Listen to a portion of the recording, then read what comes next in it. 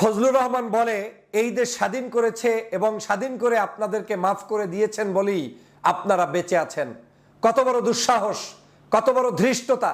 যেই বক্তব্য শেখ হাসিনা দিয়েছে, যেই বক্তব্য কাউয়া কাদের দিয়েছে, সেই একই বক্তব্য বিএনপির চেয়ারপারসনের উপদেষ্টা ফজলুর রহমান দিয়ে বলছে দেশটা স্বাধীন করে আপনাদেরকে মাফ করে দিয়েছে। কাদেরকে?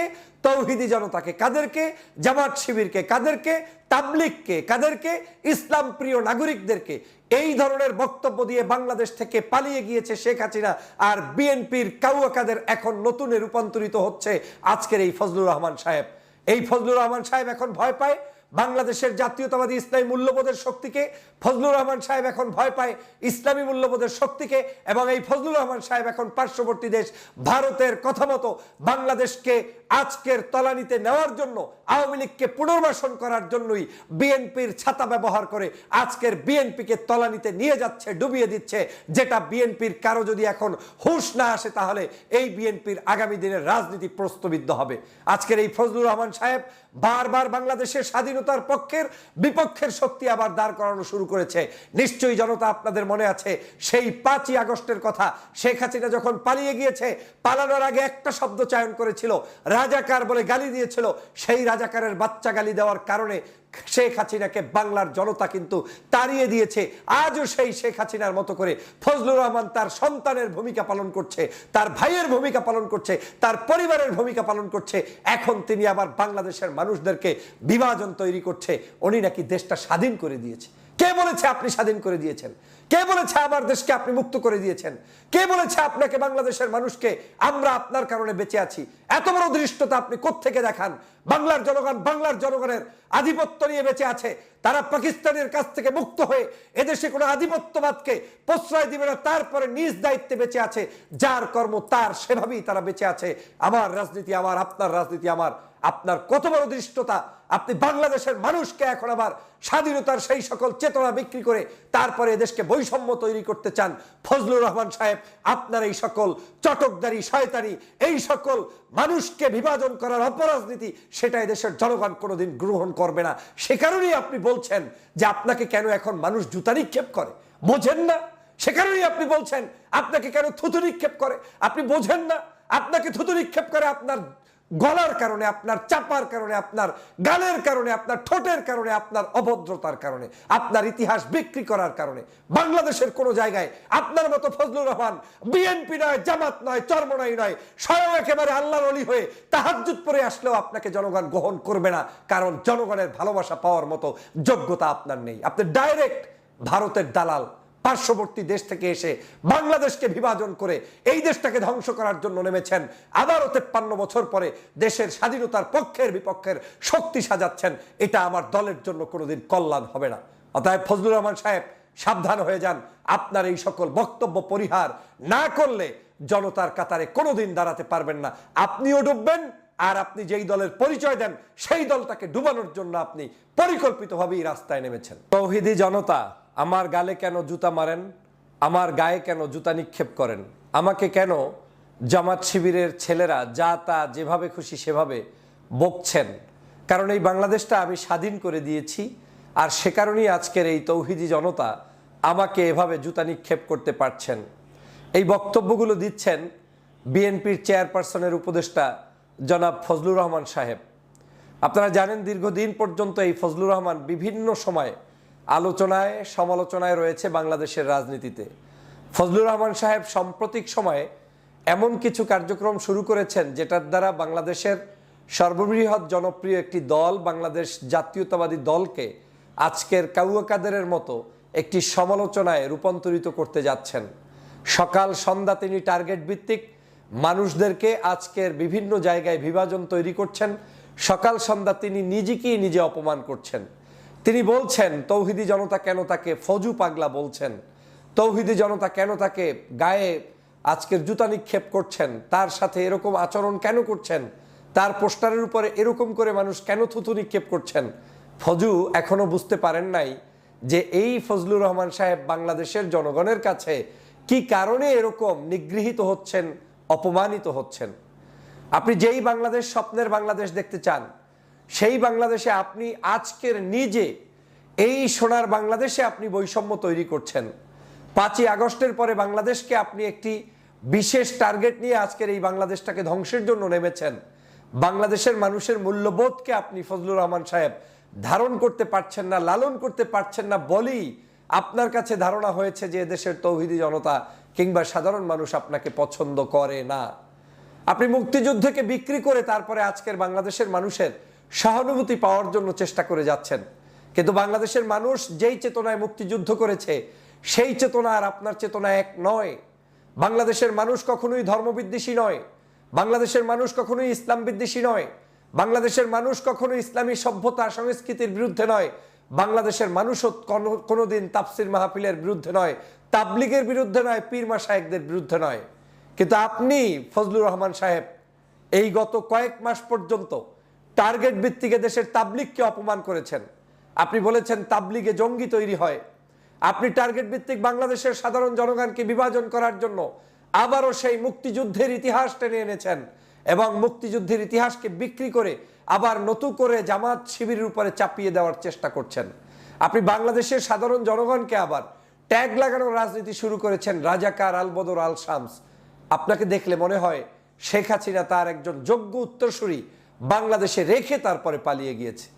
বাংলাদেশ জাতীয়তাবাদী দলের যদি কোনো উপকার আপনার কাছ থেকে কোনোদিন হয়ে থাকে, সেটা আপনি ফজলুর রহমান সাহেব, আমার ধারণা আপনার যে কোনো একটা বক্তব্য থেকে সেই উপকার শেষ হয়ে গিয়েছে। কিন্তু বিএনপি এখনো জানে না আপনার মাধ্যমে কি পরিমাণ ক্ষতি হয়েছে এই দলের। সেটা বিএনপির সাধারণ কর্মীরা ছাড়া, সাধারণ মানুষ ছাড়া, আপনার পাশে ঘুরঘুর করা মানুষগুলো বুঝতে পারবে না, জানতে পারবে না। কারণ এদেশের মানুষের চিন্তা চেতনা একদিক আর আপনার কার্যক্রম আরেক দিক। আপনাকে নিয়ে আজকের বাংলাদেশের মানুষ এখন ট্রোল করছে কেন? এর একটা মাত্র কারণ, সেটা হচ্ছে আপনি বাংলাদেশের মানুষের চিন্তা চেতনার বাহিরে গিয়ে আপনি কথা বলছেন।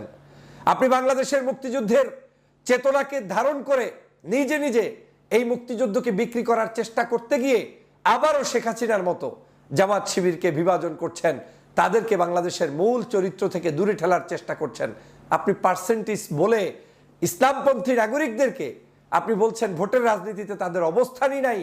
আপনি এখন তাদেরকে চ্যালেঞ্জ ছুড়ে দিচ্ছেন, সকাল সন্ধ্যা চ্যালেঞ্জ দিয়ে আপনি আজকের এই বাংলাদেশের মানুষের কাছে নিগৃহীত হচ্ছেন। আমি অবাক হয়ে যাই যখন এই মানুষটার পক্ষেও কিছু মানুষ শুধুমাত্র দলীয় স্বার্থে, ব্যক্তি স্বার্থে দাঁড়িয়ে তারপরে কথা বলতে যায় এবং সেই কথাগুলো বলতে গিয়ে বিএনপি নামক এই দলটির সর্বোচ্চ ক্ষতি সাধন করে, তখন সত্যিই কষ্ট লাগে।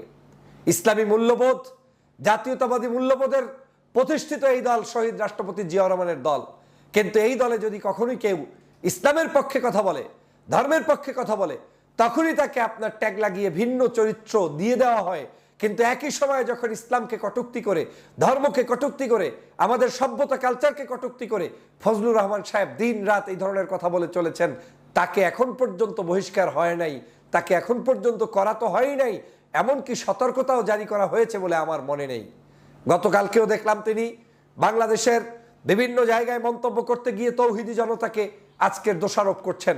আপনি বিবেকের কাছে প্রশ্ন করুন যে তৌহিদি জনতা আপনাকে জুতা নিক্ষেপ কেন করে, তৌহিদি জনতা কেন আপনার কপালে জুতা মারেন এবং এই জুতা মারার জন্য আপনি কতটুকু দায়ী, এটা ফজলুর রহমান সাহেব আপনাকে নিজে অবলম্বন করতে হবে, এটা আপনাকে বুঝতে হবে।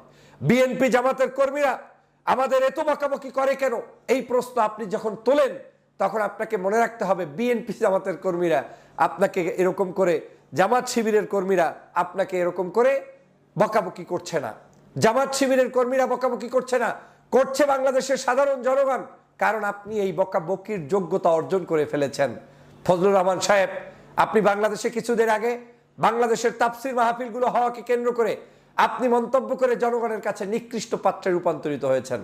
আপনি কোন মুখে বলেন যে এদেশে গান বন্ধ হয়েছে, বিভিন্ন ধরনের আপনার কি বলে পূর্বের সংস্কৃতি বন্ধ হয়ে গিয়েছে, এখন মোড়ে মোড়ে ঘরে ঘরে তাফসির মাহফিল, এটা নাকি আপনাকে খুব কষ্ট দেয়, আপনাকে 21শে ফেব্রুয়ারিতে কষ্ট দেয়, 26শে মার্চে কষ্ট দেয়, এখন আর সেই আপনার আগের সেই গান চলে না, এখন মানুষ হেলিকপ্টারে করে আলেমদেরকে নেয়। আপনার এত জ্বলন্তি কেন, আপনার এত জ্বলছে কেন? এই মানুষগুলো বাংলাদেশের মানুষ, বাংলার মানুষরাই তাদেরকে ডেকে ডেকে টাকা দেয়, হেলিকপ্টারে নেয়, সেটা তো সংস্কৃতির অংশ। অতএব তাদের সাথে আপনি যদি তার বাজিয়ে তারপরে উল্টো পথে হাঁটতে গিয়ে নিজে নিজে অপমানিত বোধ করেন, তাহলে তো আর কিছু করার নেই, কারণ আপনাকে বাংলাদেশের মানুষ উপেক্ষিত করেছে। এবং আমি চ্যালেঞ্জ দিয়ে বললাম, বাংলাদেশের প্রত্যেকটি জায়গায় যদি এমনও হয় যে 300 আসনেও বিএনপির প্রার্থী নির্বাচিত হবে, আপনার আসনে আপনি নির্বাচিত হতে পারবেন না। ধানের শীষ না দাঁড়িপাল্লা নিয়ে আসলেও পারবেন না, কারণ আপনার এই বক্তব্য, এই শব্দচয়ন বাংলার জনগণ পছন্দ করে না। এদেশের মানুষকে রাজনীতি করতে আপত্তি নেই, মানুষের রাজনীতি থাকতে হবে। বিএনপি রাজনীতি করবে, শহীদ জিয়ার আদর্শ প্রচার করবে, খালেদা জিয়ার ত্যাগ তিতিক্ষা প্রচার করবে, অভাব নাই। কিন্তু আপনি সেই সকল লাইনে না দৌড়িয়ে পার্শ্ববর্তী রাষ্ট্রের একটি পরিকল্পনায় আপনি পরিকল্পিতভাবে এই দলকে ডুবানোর জন্য নেমেছেন। আমি যদি একটু খোলাসা করে বলি, ফজলুর রহমান সাহেবদের মাস্টার প্ল্যান হচ্ছে বাংলাদেশে আওয়ামী লীগকে নতুন করে পুনর্বাসন করা, এবং আওয়ামী লীগ এবং বিএনপি যে একই জিনিস, এটা এস্টাবলিশ করার জন্যই ফজলুর রহমান সাহেবদেরকে নামানো হয়েছে। এদেরকে প্রশ্রয় দেওয়ার মানে গণতন্ত্র না। যেই বিএনপির নেতাকর্মীরা ভাবেন যে একটি বিশাল দল, এখানে সব থাকবে, তাই বলে পাগল থাকবে, তাই বলে যা ইচ্ছা তাই বলবে সেই মানুষ থাকবে, সেরকম মানুষ থাকলে বিএনপির যে দশা এখন হয়েছে, আরো কিছুদিন অপেক্ষা করলে আরো করুণ পরিণতিতে দিকেই ধাপিত হতে হবে। আসল মানুষদেরকে চেনার চেষ্টা করুন, দেশপ্রেমিক নাগরিকদেরকে চেনার চেষ্টা করুন, ধর্মের পক্ষে, এই দেশের নাগরিকদের পক্ষে, জাতীয়তাবাদী মূল্যবোধের পক্ষে, ইসলামী ধর্মীয় মূল্যবোধের পক্ষের মানুষগুলোকে প্যাট্রোনাইজ করুন।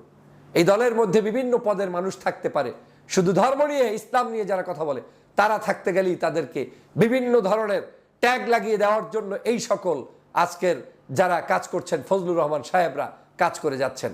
আমি তীব্র ভাষায় তার এই সকল বক্তব্যের নিন্দা যেমন জানাই, পাশাপাশি ফজলুর রহমান সাহেবদেরকে সতর্ক হওয়ারও আহ্বান জানাই।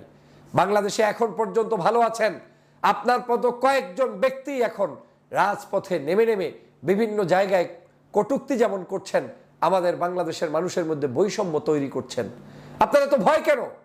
আপনি যদি বাংলাদেশের জনগণের আবেগ অনুভূতিকে শ্রদ্ধা করতে না পারেন, তাহলে আপনি কিসের রাজনীতি করবেন? আপনি বাংলাদেশের মানুষের সেই কৃষ্টি কালচার সভ্যতাকে আপনি উড়িয়ে দিচ্ছেন কেন? এদেশে মাহফিল বাড়লে আপনার সমস্যা কি? এদেশে তাবলিগ বাড়লে আপনার সমস্যা কি? এদেশে হেলিকপ্টারে আলেম চললে আপনার সমস্যা কি? এদেশে এখন আপনার ভয় কেন? ফজলুর রহমান সাহেব, আমি স্পষ্ট করে বলতে চাই, আপনি এখন শঙ্কা প্রকাশ করছেন তৌহিদি জনতা আপনার গালে এখন জুতা নিক্ষেপ করবে, আপনার পোস্টার ছিঁড়ে ফেলবে, আপনার গায়ের উপরে থুতু নিক্ষেপ করবে, আপনার ভয় লাগছে। আপনি এখন ব্লেমের রাজনীতি শুরু করেছেন, জামাত শিবির আপনাকে কেন গালি দেয়, এভাবে করে বক্তব্য দিয়ে চলেছেন। আমি মনে করি ফজলুর রহমান সাহেব, আপনাকে শুধু জামাত শিবির আর তৌহিদি জনতা না, বাংলাদেশের প্রত্যেকটি মানুষই আপনাকে এখন চরমভাবে ঘৃণা করে, কারণ আপনি ঘৃণার কাজগুলো এই গত কয়েক মাস পর্যন্ত করেছেন। এবং আপনি যে পার্শ্ববর্তী দেশ ভারতের একটা বিশেষ এজেন্ডা বাস্তবায়নের জন্য বিএনপিকে ডুবিয়ে তারপরে নতুন করে এই দেশে আওয়ামী লীগকে প্রতিষ্ঠার কাজ করছেন, সেটা স্পষ্টভাবে প্রমাণিত, এবং সেই প্রমাণ হওয়ার কারণেই জনগণ আপনার দিকে থুথু নিক্ষেপ করছে, এবং দিন দিন আপনি কাউয়া কাদেরে রূপান্তরিত হচ্ছেন। যদি এখান থেকে বাঁচতে চান, জনতার কাতারে আসুন, ধর্মীয় মূল্যবোধের মানুষদেরকে শ্রদ্ধা করুন, বাংলাদেশের রাজনীতিকে প্র্যাকটিস করুন, তাহলেই সফল হবেন। সবাইকে ধন্যবাদ।